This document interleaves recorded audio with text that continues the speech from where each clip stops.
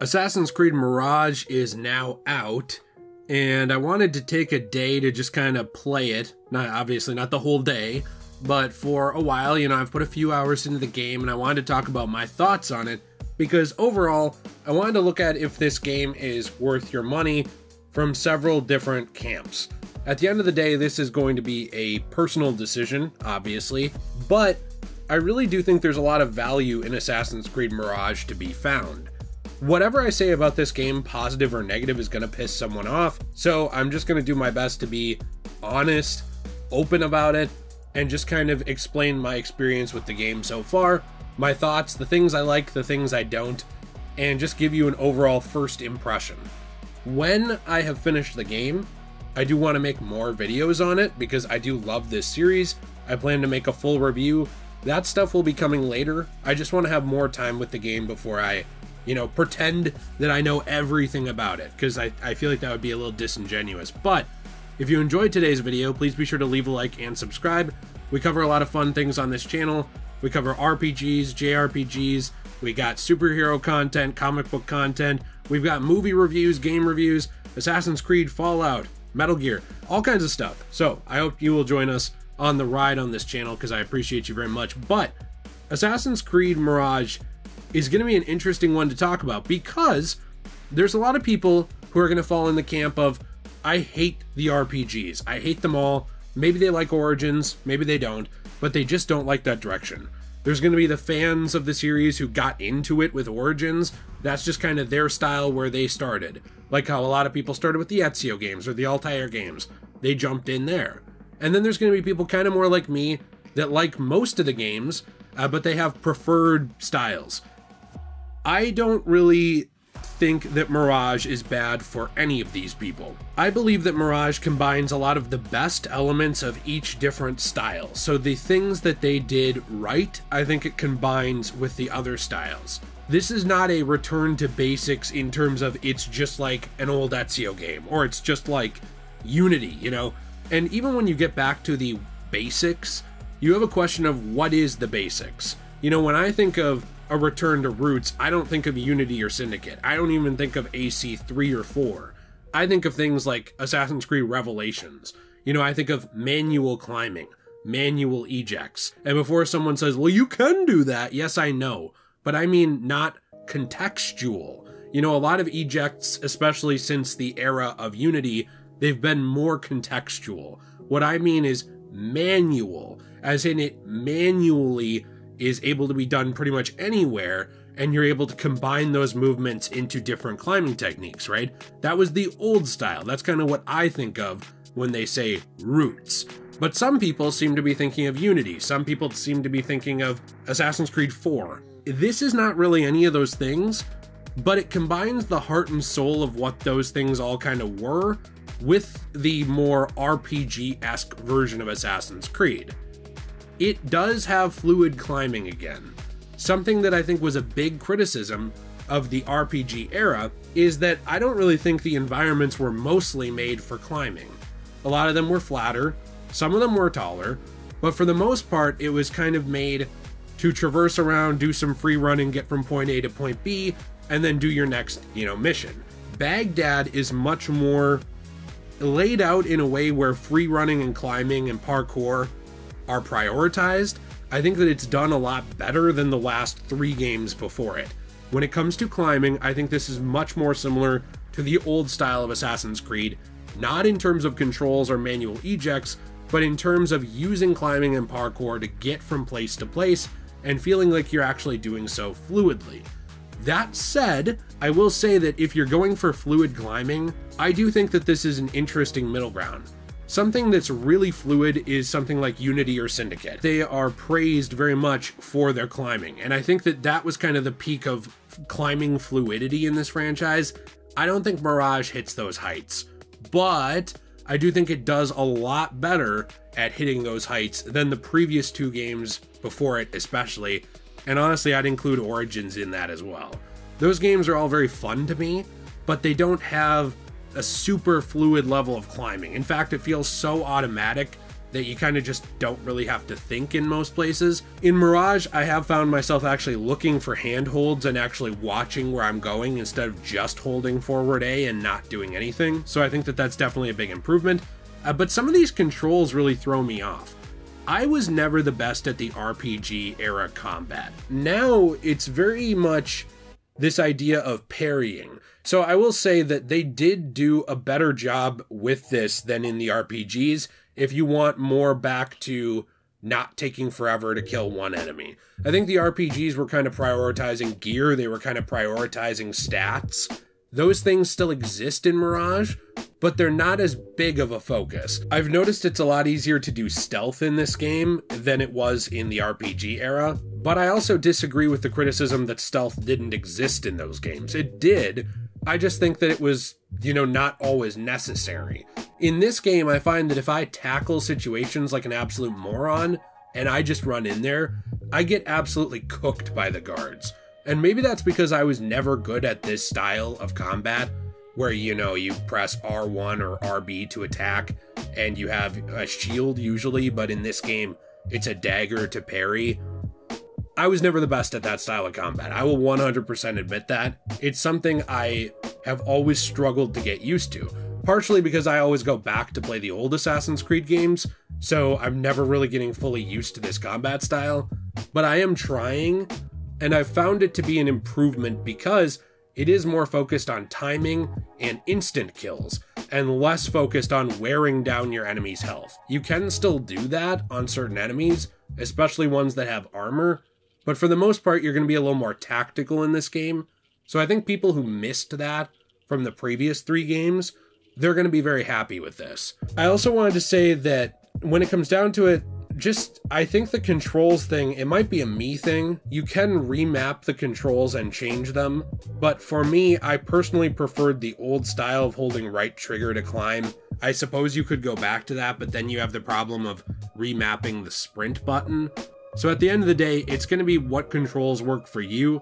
You can manually remap them. Maybe you'll come up with a control scheme that's perfect that I just haven't come up with yet. I don't know. But I think at the end of the day, that's partially just me not being great at this combat and climbing and just needing more time with it. They have gone above and beyond to try and make fans from different camps happy, which I think is a good thing. Combining some of that gear and inventory stuff from the RPGs, of course, with the more fluid climbing of previous games, laying the city out in a way where it's designed for that, trying to focus on countering and killing instead of just sitting there holding a shield or using special abilities. Those things will still exist, but the game doesn't rely on them completely. That's where I think the difference is. I think a lot of people got very annoyed with that style. The combat got a little Dark Souls-y in the previous games, and for a lot of people that just didn't click with them when it comes to Assassin's Creed. That's fair, I still like those games, but if you were frustrated about them, I do think that this is a direction that you're going to enjoy. The price point, I think, is going to be one of the main points of interest for people, because this game, at least in the United States, I know it's going to be different in different places. I'm sorry, Australia, you guys are constantly getting destroyed when it comes to video game prices, but here, this is a $50 game, and that is about $20 cheaper in the United States than the average new video game, which is about $70. That's a pretty good deal for what you're getting. There are other versions of this game. I actually just fully admitting it, I got the collector's edition because I love the statue.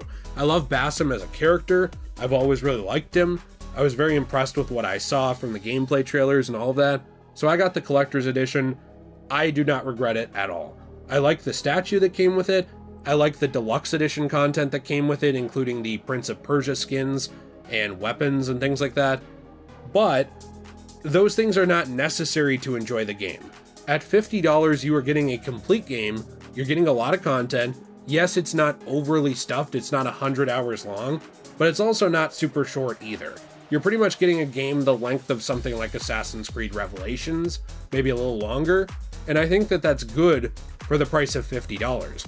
In fact, that's actually a very good value because the game is not only well made in terms of its climbing, in terms of its combat, in terms of its world, but also you have the fact that it's not overstuffed and a ridiculous time sink. The colors and graphics in this game, they're impressive to me. A great example of that even is the color filter that they put on the game so that it can look like Assassin's Creed 1.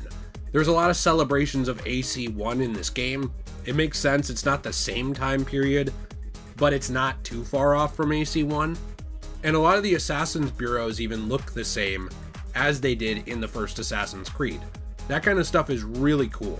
That attention to detail alone shows that they were trying to make classic Assassin's Creed fans happy. They were trying to combine fluid climbing with the RPG era stuff, with the original game's texture filters and how it looked, or I guess I should say graphics, by using a texture filter and a graphical filter now to replicate that style.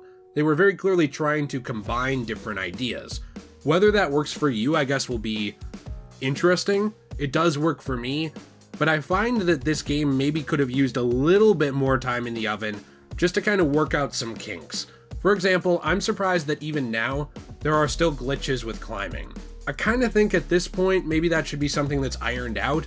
I don't know if it ever will be. I'm sure it's very difficult to do. All right, I'm not a coder, but I'm seeing some of the same issues I saw back in AC4. Sometimes you'll try and climb a surface and you'll just get stuck on something, or you'll jump to something you're not really trying to jump to, and this is sort of what happens when you remove manual climbing and you have more of this contextual climbing stuff. That's just going to be what happens. That's why I do wish that they would do both styles. You'd probably need different engines and different teams to do this, so it might be a tall ask, but I do think that that would be really cool to see games in kind of this style, where you have the more contextual stuff, and then games with the manual style as well, to prioritize the strengths and weaknesses of each style. This style definitely does have strengths that the original didn't have. It looks more fluid, it's faster, you get from point A to point B more stylishly, definitely cool. But also, I do think that the original style, while it wasn't perfect, it did have a lot of thought put into it that I do think that this game, and honestly almost all of the games after Assassin's Creed Revelations, are missing in some ways. I'm sure that comment will annoy some people. I'm not like a purist or an elitist of the original style. I just do think it did have some strengths that this and, previous games don't have, while this has its own. Basim as a character is probably one of the more interesting protagonists I've seen in years. I did not dislike any of the protagonists from the RPG eras. I would say maybe Bayek was the strongest. I really did like Ivor and also Cassandra as well, but that's kind of, I guess, a hot take. It seems like a lot of people didn't like them. Basim, though, combines a lot of very interesting character qualities from previous Assassins in a way that I really like. He has sort of the honor of someone like Edward or Connor. Obviously Edward is something else. He's a thief, he's a scoundrel, he's a pirate, but also he wants what's best for people. And even though he doesn't admit it, you can tell that he wants it deep down. Connor, on the other hand, is very against doing anything immoral, and he has this very strong sense of justice. And then you also have someone like Ezio, who's funny and witty and charming. And I kind of think Basim has character qualities from all of these assassins, from some of the strongest assassins throughout the series. I think that he displays a lot of those character qualities, but in a way where it doesn't feel like he's just, a greatest hits of old assassins thrown into a blender or anything. I honestly think that he's got his own personality and unique charm, and he's very clearly inspired, and honestly the setting and different things are inspired as well by elements of something like Aladdin. There was obviously some inspiration there from different tales throughout the world in this region. I thought that that was really cool. And one thing that's interesting is it does feel very respectful of everything. This game is not perfect. It does have some graphical errors. I've seen some screen tearing at the top of the screen at times, depending on, where I am, especially in the prioritized frame rate mode. I've had some issues where sometimes I click RB to try and assassinate, and Basim attacks because I'm just one step too far away. Maybe that's my fault, maybe that's a skill issue. There's times where the camera indoors is a bit of a nightmare, especially when I was doing this puzzle on a ship, where I was supposed to move these different shelves and crates around in kind of a jigsaw style. My wife had to solve it. I feel like I was just too dumb to do it. But overall, it's not perfect, okay? The game is not a perfect masterpiece. There's nothing wrong with it at all. I'm not going to make that argument. But what it is very much a celebration of Assassin's Creed's different eras. I truly will stand behind the statement that this game is trying to combine the strengths of the previous games, you know, RPGs, classics, even the, you know, Assassin's Creed 3, 4, Rogue era, all of those things. It's trying to combine the strengths of those games, whether it be story, characters, world building, lore. It's trying to combine those things together with gameplay mechanics in order to make a game that's kind of saying like, hey, if you were with us at the beginning, we appreciate you. Hey, if you joined at 4, we appreciate you. Hey, you're a Unity guy, we appreciate you. You know, oh, you're the biggest fan ever of Assassin's Creed Valhalla. Well, here's Basim, here's more story with him, we appreciate you. This game feels to me like it's a celebration of the series so far at where I am, in the sense that it wants to kind of bring together the different groups of Assassin's Creed fans and say, hey, put down the pitchforks, whatever you prefer, there's something for you here. And it's cheap. I think that's awesome. I'm interested to see further when I get in the game, you know, what it turns into, you know, if it changes at all in that way. But I'm probably about 3-ish hours in so far, maybe a little more. I've spent a lot of the time just roaming around doing stuff and getting lost in the world. I think that that's really a high testament to how good this game is so far for me. Is it perfect? No, but it really does seem to respect players' time. It wants to tell an interesting story, and I think it's doing a very good job of that, along with having good gameplay mechanics. This game, it has me very excited for the future because I do think it's sort of like a test run. This to me seems like a, hey, if people appreciate this, if people like the way we're taking this, maybe we should go further down this road of celebrating the franchise, of going back a little bit to some of the things people liked and combining them instead of just going in a whole new direction. I think this series has room for a lot of different directions. It has room for its straight RPGs. You can play them if you want, you don't have to. It has room for its more classic titles. It has rooms for combination titles. I think it has room for these different styles. It's just up to Ubisoft if they're willing to embrace that instead of just going down a completely different road. Because I think my problem with the RPG era, which I might talk about in a different video, is not that it was a change, it's that it was the only type of Assassin's Creed game they were making at the time. And to me, that felt a little bit like they were kind of pushing away some of the people who built up the franchise by only going a new direction.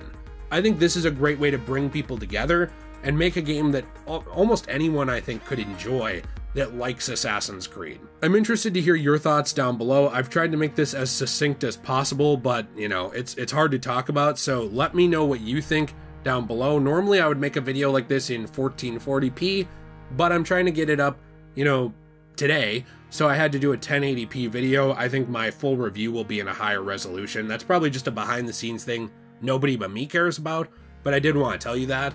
I also do really appreciate everyone's patience and, you know, helping out the growth of the channel recently. I know we've gone in some new directions, but I plan to still cover all the old things we covered. I plan to cover new things. You know, this channel is supposed to be a fun place for me and for all of us, so I really appreciate you supporting videos like this.